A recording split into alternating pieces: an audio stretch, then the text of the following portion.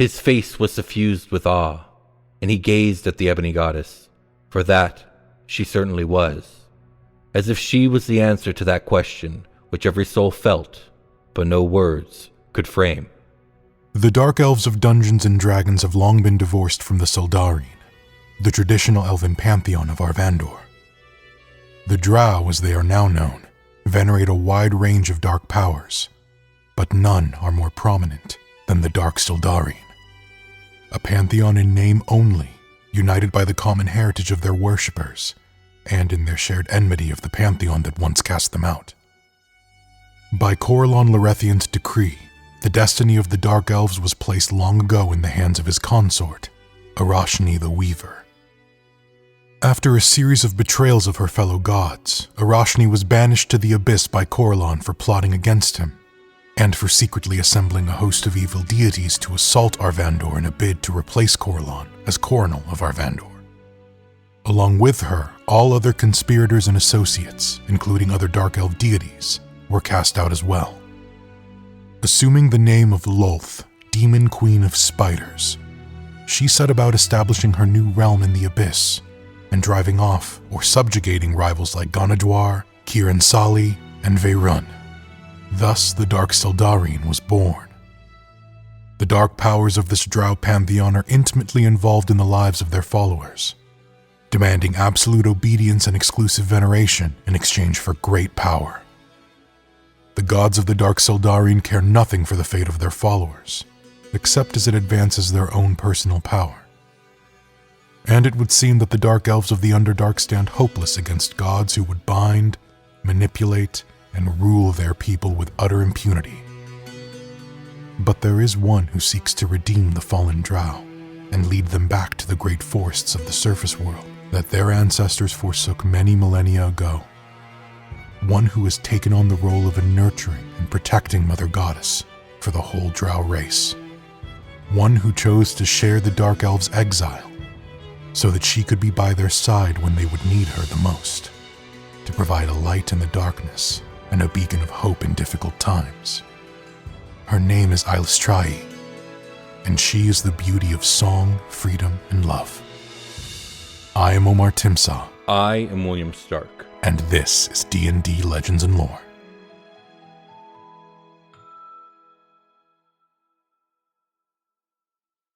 Eilistraee is the chaotic Drow goddess of beauty, song, dance, freedom, moonlight, swordwork, and hunting, within the Drow pantheon known as the Dark Sildarine. She is the patroness and protector of the few Dark Elves who long to return to the surface and live there, at peace with other races, and to abandon the endless conflicts and intrigues that dominate the lives of most Drow. She is often referred to as the Dark Maiden, the Lady of the Dance, or Lady Silverhair, and sometimes the Dark Dancer, among other titles. Briefly, she was known as the Masked Lady, when her faith subsumed that of the masked Lord Veyrun, her divine brother, while the Seven Sisters nicknamed her Darkfire of Love. She is the daughter of Eilistraee, who later became the Spider Queen Lolth, and Corellon Lorethian, the head of the Elven Pantheon. Eilistraee is a free-spirited and kind-hearted goddess, known to have a fiery streak in her personality. As an avatar, Eilistraee is depicted as a Drow female of glowing beauty. These depictions show her to be tall, 9 feet or 2.7 meters in height, and lithe, with graceful, strong limbs and glossy obsidian dark skin. She usually appears unclad, cloaked only by her ankle-length hair that shines with a bright silvery hue, and by motes of moonlight that ever dance about her body. It is said that her face bears a certain similarity to that of her mother, Lolth, who before her transformation into the demon Spider Queen, was said to be unrivaled in her beauty. Eilistraee's face is delicately sculpted in features and shape, and her eyes are large, with irises that hold the shifting hint of blue of moonstone and are openly expressive of her mood and emotions. When Lady Silverhair speaks, her voice always carries a soft musicality that is said to make mortals instinctively drawn to it. This attraction is not one that clouds the mind, nor is it of magical nature. It is simply beautiful as the sound of a beautiful song. Overall, the Dark Maiden's appearance is one to inspire both awe and astonishment, as well, as it is said, as emotions so deep to move mortals to tears. There are reports from those who have had the blessed opportunity to contemplate and listen to her, that they felt as if they had found the answer to all that their soul had ever longed for.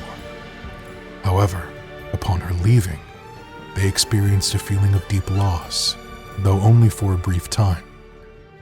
Due to a history of grief and losses, and of the suffering of her people, the Drow, melancholy and sadness are said to be deeply rooted in Eilistraee's heart. It is a difficult battle to endure, one that at times weighs her down. However, it has also taught her to search for and nurture beauty everywhere, even in places like the Underdark, where at times it seems beauty does not belong. Eilistraee battles her own melancholy by striving to bring hope and joy where there is sorrow, so that no moment is lost to gloom, and to work to make life flourish wherever she goes. She finds happiness and peace in arts, especially music and dance, in simple things like seeing artists composing and performing, craftsmen at their work, and people doing acts of kindness. She takes a special delight in helping the needy in various practical ways, with a soft spot for outcasts, and in blessing artists with sudden bursts of creativity and inspiration.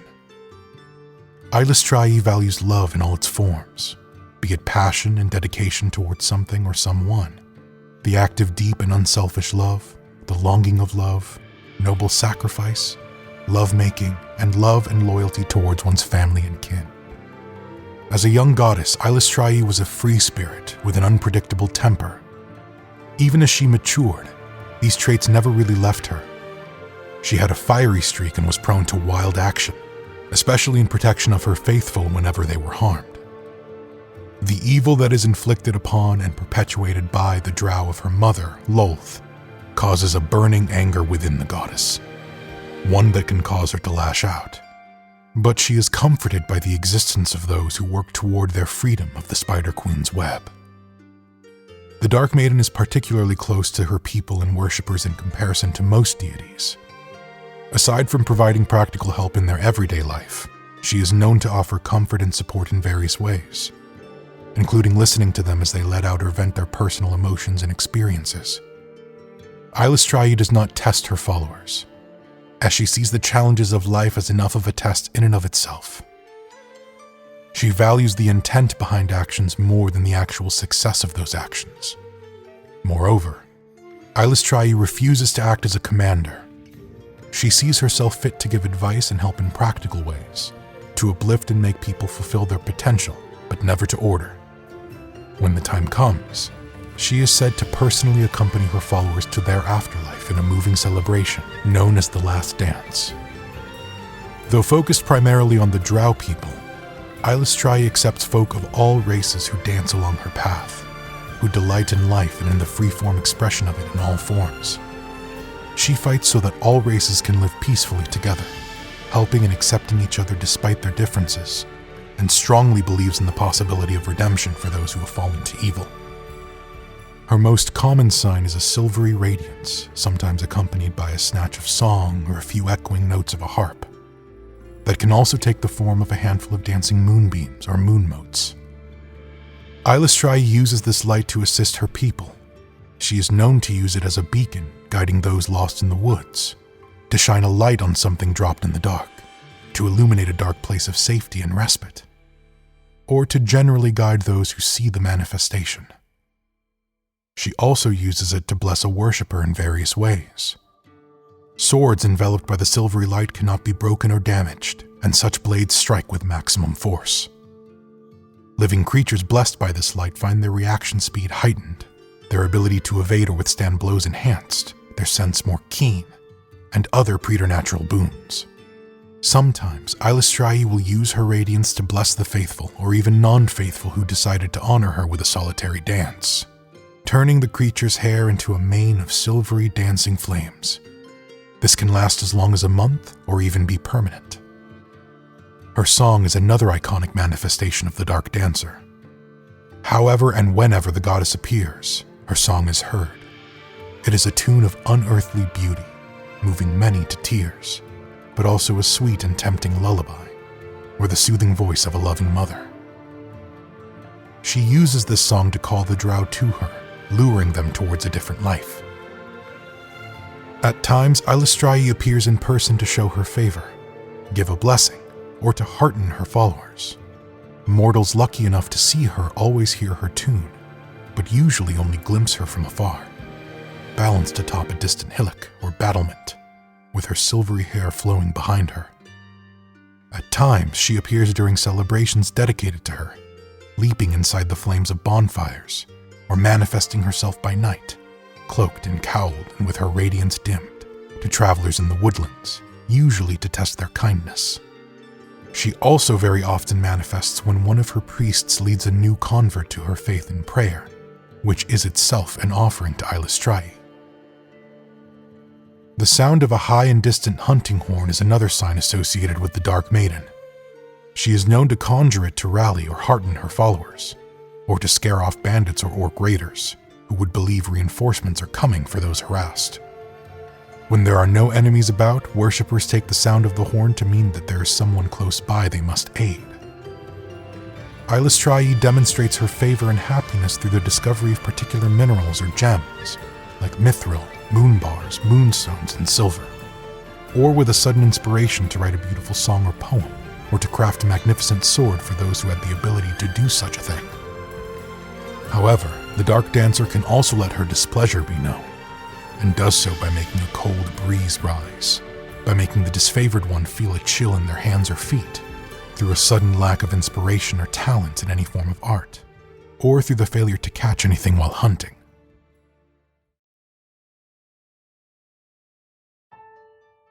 Eilistraee was born the daughter of Corellon Lorethian, head of the elven gods, and Arashni the Weaver, who later took the name of Lolth, a minor elven goddess.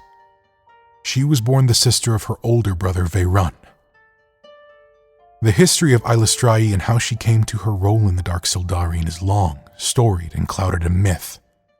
But it is said to have begun in the time long forgotten, when, ambitious, traitorous, and envious of the authority that her consort Corellon had over the elven people, Arashni, with the cooperation of her son Veyrun, gathered a host of deities who were opposed to the elven pantheon, tricking them into assaulting Arvandor in an attempt to overthrow her husband, in a war called the War of the Sildarien.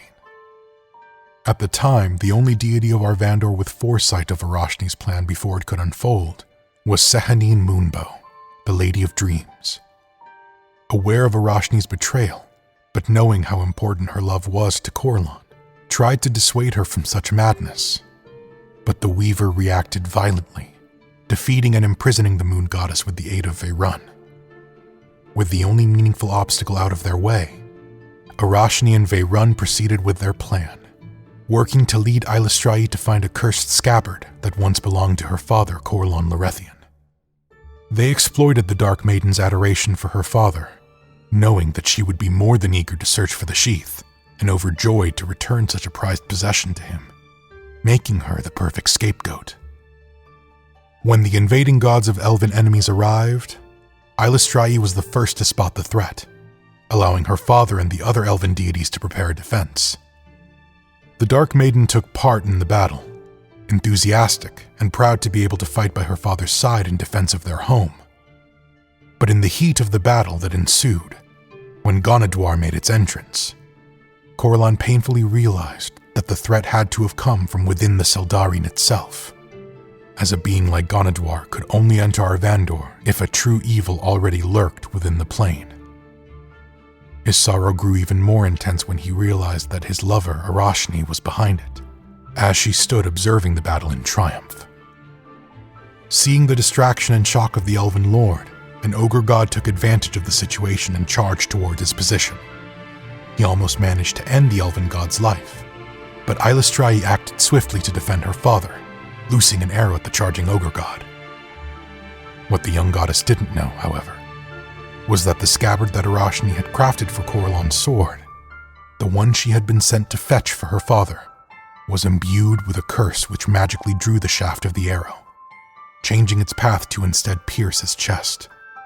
Seeing the scene from the skies, Eilistraee, unaware of the deception, struck the still shocked Eilistraee down, incapacitating her. Despite Corellon being almost fatally wounded, the battle was ultimately won by the forces of the Soldarine, and as soon as the last invader was driven from Arvandor, the elven deities, still unbelieving that the Dark Maiden could act against her father, gathered around the unconscious elven lord, trying to aid him and save his life. It was then that Eilistraee, faking grief, put in motion the second part of her plan. Pretending to do her best to save her lover, she tried to use a concoction of poisonous herbs, prepared by Eilistraee for the arrows of the mortal dark elves, to finish Corellon, passing it for a healing elixir made up of water from Elysium and healing herbs. She hoped that if her treachery was uncovered, she could still blame Eilistraee, as the potion had been her work. This plan ultimately failed when Sahanine Moonbow, who had managed to free herself from her imprisonment, arrived in time to intervene and to save Corellon, together with Eilistraee and Hanali Selenil, in the form of the triune goddess, Angarath, and free Eilistraee from guilt. After the Elven Lord regained consciousness and the truth was made clear, he made the painful decision to banish all the Dark Elven deities for their roles in the war against the Soldarine. Eilistraee was cleared from any wrongdoing, considered only an unwitting participant. But regardless, she insisted upon this punishment. She foresaw that the Dark Elves would need a beacon of good within their reach, and her help and support in the times to come. Reluctant yet proud, Corellon conceded her wish. After nearly slaying her own father with a misplaced arrow, Eilistraee swore never to use ranged weaponry again, lest her missile go astray. Thereafter, the sword became her weapon of choice. After her exile and the banishment of her mother to the Abyss, the Dark Maiden wandered Toril, the same world that the elves had chosen as their home. For centuries, she fought her brother Veyrun's efforts to corrupt and gain influence over all the Dark Elves of the land. Eilistraee had foreseen that the influence of Veyrun, and of her mother, whom she knew would later come to Toril, would lead the elf kind to war against each other, and she worked to prevent that. Eilistraee eventually managed to begin gaining followers in Ilythiir, a realm of the Drow during the Dawn Ages, but her strength wasn't enough for her to prevail. On the contrary, she and her followers became hunted by Veyrun and the Ilythiiri, and the conflict allowed Ganaduar to rise and gain influence over the Dark Elves, posing an even greater threat than her brother. To make matters worse, her mother, Lolth's attention eventually turned to the Dark Elves of Toril once again. She sought to regain more of her divinity by having her former supplicants worship her again.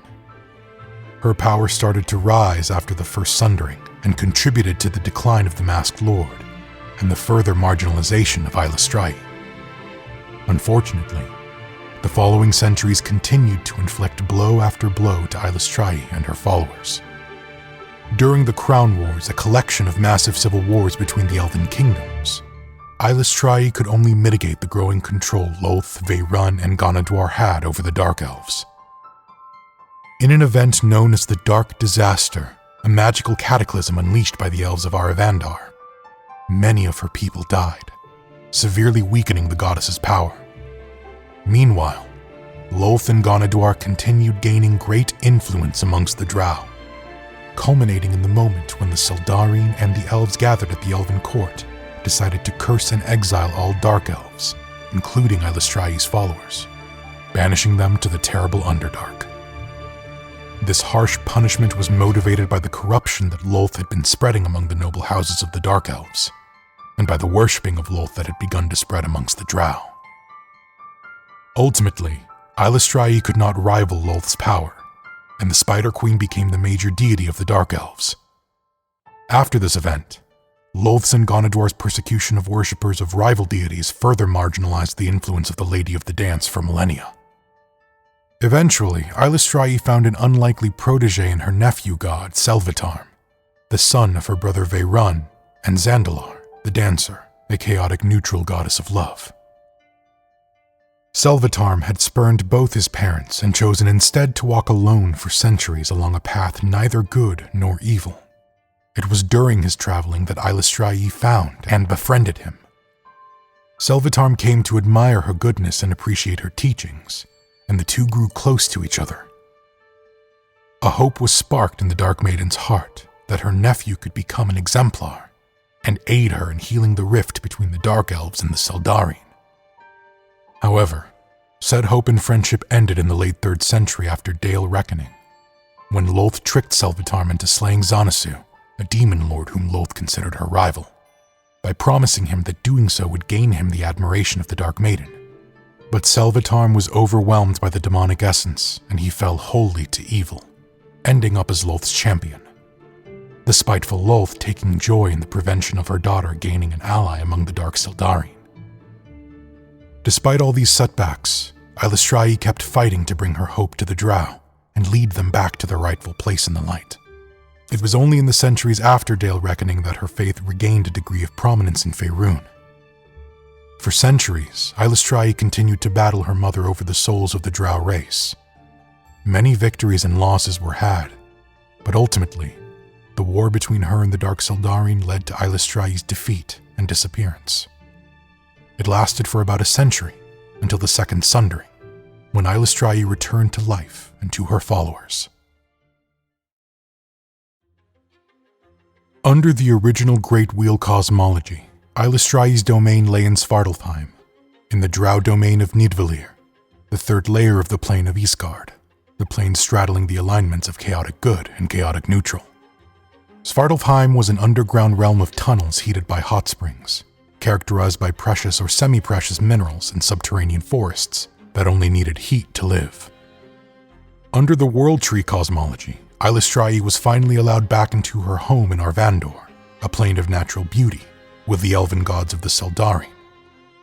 Within its borders, the night was perpetual, with the moon ever shining in the deep blue sky. Faith was more potent here than in the rest of Arvandor, and all followers of the Drow gods of the Dark Seldarine suffered minor impediments. Her realm here was small, however, as she split her divine energy between it and another small domain within the Demon Web Pits, home of the other Drow gods of the Dark Seldarine. This place was almost abandoned, however. After the Spell Plague and the introduction of the World Axis cosmology, Eilistraee's realm within Arvandor continued existing, even with the goddess's disappearance. After the Second Sundering, which saw Eilistraee's return, the planes were rearranged under the Great Wheel cosmology once again, and the Dark Dancer has made herself a humble home in the underground of Isgard, which now goes by the name the Court of the Dance. Eilistraee is chosen to take the role of a nurturing and protecting Mother Goddess for the Drow race in its entirety, working to lead them out of the Underdark and back to the surface world, in the great forests they'd left behind long ago. When she was a young goddess, the Dark Maiden chose to share the Dark Elves' exile, so that she could be by their side when they would need her most, to provide a light in the darkness and a beacon of hope in the difficult times that, as she had foreseen, would come upon them. Eilistraee continues to this day to teach her children kindness and love, and shows them the freedom and joy of life they were denied. Even though she can't promise safety, she strives to protect and help the Drow strengthen, grow, and flourish in a surface world that can be hostile to them. She aids them in hunting, swordcraft, and other practical matters of their everyday lives. Eilistraee's help can come in the form of direct action, and she is not unwilling to retaliate in protection of her followers if the situation calls for it. But she far prefers her assistance to not be intrusive, or even openly revealing of her involvement. It isn't Eilistraee's way to intrude in her people's lives, because she feels that a forceful interference will prevent them from making their own choices. Instead, she strives to empower each Drow to find their own path in the world, and does so by watching over them in their journey, and by offering them the tools to travel it themselves and overcome its challenges, both large and daunting, and the smaller ones posed by everyday life. Likewise, Eilistraee aids those of her people in need of visible comfort or emotional support. In such cases, she attempts to make them know that they're not alone, and that someone is watching over them. She provides her worshippers with insight and inspiration to reach an important goal, or even lends them her magic, if needed, to break any shackle preventing them from freely embracing the path they want to walk, or so that they do not have to give themselves to Lolth in exchange for help when they feel overwhelmed. Furthermore, in a daily ritual known as the Evensong, Eilistraee listens to the wordless messages of her followers as they let out the emotions, experiences, and reflections gathered during the day. The Dark Maiden sings her call to all Dark Elves, from the highest matron mother to the lowest male slave, sending them dreams or visions, showing them a different, better life in the beauty of the world. Lolth is powerless to stop these visions, as too much interference from two goddesses can easily break a mortal's mind, and despite her continued efforts to suppress any knowledge of her daughter, most Drow come to feel the Dark Dancer at some point in their lives, with varying reactions. While many do not understand their dreams and emotions, or choose to ignore, disbelieve, or reject them, many others secretly yearn for the goddess and all that she wishes for them. In fact, it is not unusual for them, if they think they can get away with it without the knowledge of a priestess of Lolth, to choose to spare the life of a worshipper of Eilistraee, decline to tell other Drow what they have seen of their activities, or linger to watch one of their dances rather than break it up.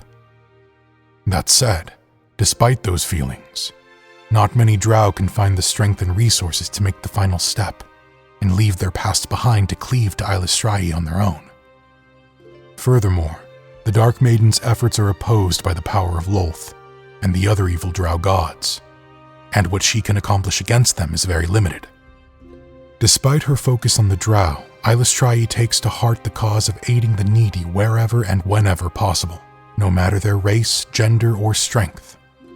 She believes in offering kindness, shelter, and acceptance to anyone not working evil, especially if they are outcasts. She and her church also work to spread joy and merriment, and to bring comfort and hope to those who are taken by sorrow. Finally, the Dark Maiden is, among the other things, a goddess of beauty.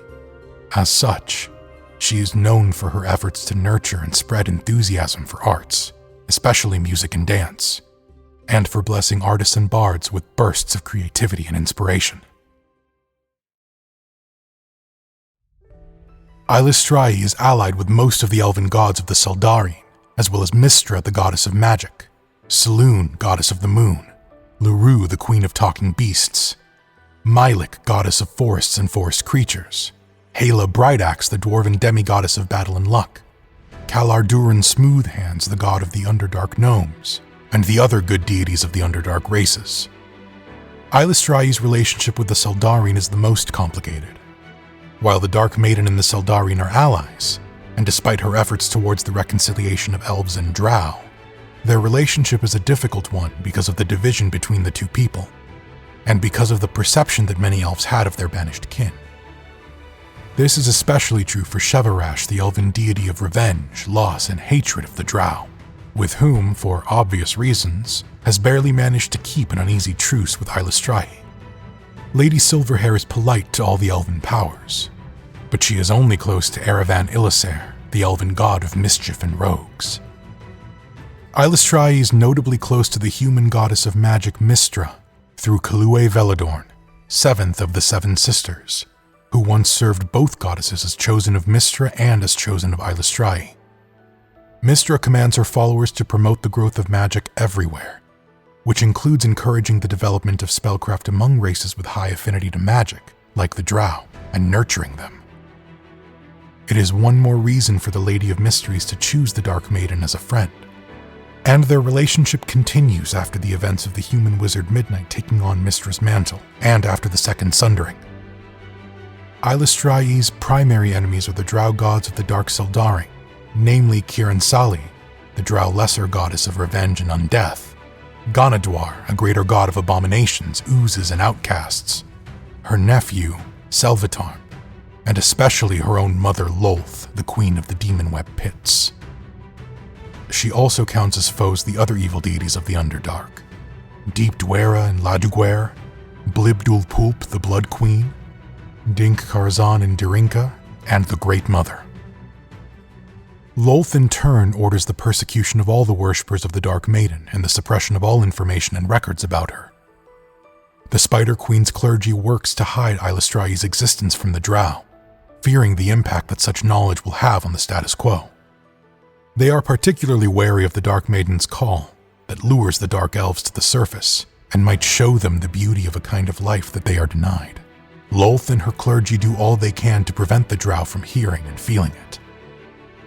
The relationship between Eilistraee and Veyrun has drastically changed over the ages.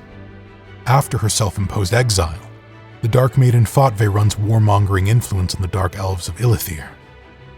After the descent of the Drow, while the two siblings shared certain goals, their views on how to achieve them clashed. Eilistraee wished the Drow to peacefully return to the surface and build friendships with other races, while Veyrun wanted the Drow to claim back the ancient prestige of Ilythiir through violence and conquest. The Dark Maiden did not hate her brother, but was saddened by his cruelty and selfishness. Nonetheless, their conflict eventually escalated when Veyrun's plan to assassinate her backfired, and she temporarily took his portfolio. However, after their return during the Second Sundering, Eilistraee and Veyrun have gained a deep understanding of each other. As a consequence, they are closer and have become more open to each other's ways and goals. They have reached a truce and even friendship, although some of their followers still remained foes and skirmished often. The worshippers of Eilistraee mostly consist of those Drow who hope to escape the danger and darkness of the Underdark and Lolth's evil, taking back their place in the surface world. However, in line with her ideals, Eilistraee welcomes beings of all races, though among her non-Drow followers, elves, humans, and especially half-elves are the most numerous. They share the desire of seeing all races living in harmony, without pointless discrimination or wars, and work towards that goal. Eilistraean communities are often of matriarchal nature. However, differently from Lolth's, theirs is a nurturing matriarchy, meant to empower all, males and females alike, to thrive on the surface world, and is characterized by a very loose hierarchy. The priestesses aid their people to learn to live and forge their own path in a hostile world, and to rediscover a sense of belonging and community. They also protect their people from danger and build a place for them to live by establishing friendships and relationships with other races. The Eilistraeans are also known to offer aid and shelter to those who come asking them, and even to actively travel to other places in order to bring food, cures, arts, and practical help where there is need of it, and to those met along the way. Many followers of Eilistraee, and especially her clerics, strive to learn and promote arts, with a soft spot for music and dance, as well as teaching them and passing along the knowledge of particular pieces, songs, or dances learned during their travels or created by them. They will also take care of broken musical instruments or craft new ones. Those who do not know an art are instead known to support bards by hiring them when they can afford it. This is part of their way to promote joy and merriment in the communities and during their travels. That said, despite their efforts, the faithful of Eilistraee are little known and poorly understood by inhabitants of both the realms above and the Underdark. Her worshippers are figures of myth and superstition, and are targets of prejudice and wild mistruths. Some surface dwellers believe they are the vanguard of the spider goddess's plan to take over the surface, while those Drow who follow Lolth or other evil deities suspect them of being surface elf spies and saboteurs, posing as Drow as a prelude to invasion. Most non-elves fail to comprehend the existence of a good Drow deity, while many surface elves are uncomfortable considering it, finding Eilistraee a threat to their doctrine that the Dark Elves are wholly to blame for the Crown Wars and other ancient tragedies. Eilistraee's holy symbol was formerly a longsword, standing vertically with point upward, outlined against a full moon, which was surrounded by a nimbus of filaments representing her hair, all in silver. However, a more elaborate variant that entered common usage depicts a nude female Drow with long hair, bearing a silver sword and dancing before the full moon. This symbol is still in use after Eilistraee's return with the Second Sundering. Eilistraee's identity as a nurturing and artistic goddess shows in her magic and skills. Despite having access to all kinds of magic, she focuses on powers related to nature, life, creation, and enchantment. She is also an excellent crafter and weaponsmith, and can freely create almost any magical item pertaining to beauty, music, moonlight, hunting, or sword work. Furthermore, Before being a warrior or a huntress, Eilistraee was first and foremost a bard and an artist. She is a sublime dancer and singer, a terrific acrobat, and a brilliant musician. Her art has the power to elicit intense emotion in her allies and foes alike. She delights in performing, and such is the beauty she creates, that it can even move beings who are normally incapable of feeling emotions, or that can shrug them off due to training, magic, or nature. Music and song holds a particular meaning, as they are the intimate nature of Eilistraee's iconic magic, the spell song. Its melody is capable of physically healing, creating, and protecting, and allows its practitioners to travel to places far away and see the world. And while her warrior skills come second to her bardic magic and artistic abilities, Eilistraee can indeed fight. She is a protector to her people, who wields her bastard sword combining the agility of her dance with the lethality of her swordplay. Finally, along with all the standard powers and godly senses of a deity of her rank, the Dark Dancer can instantly become aware of threats posed to good-aligned Drow, to her followers, or to Drow thinking of rejecting the faith of the deities of the Dark Sildarine. One moment she was a carefree child, dancing like a moonbeam, or running like a silver wolf through the forest. The next moment, she was either as seductive as a siren, or as serious as a dwarven god. We hope you enjoyed this episode on Eilistraee. If you did, please consider leaving a like, dropping a comment, and subscribing if you haven't already.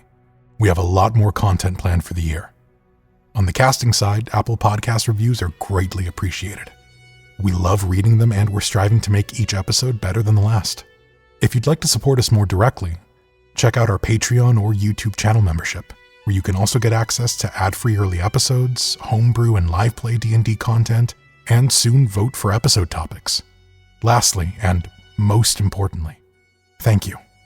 Thank you for being here and sharing this awesome passion with us. This show wouldn't be here without you. And with that, thank you for listening and happy adventuring.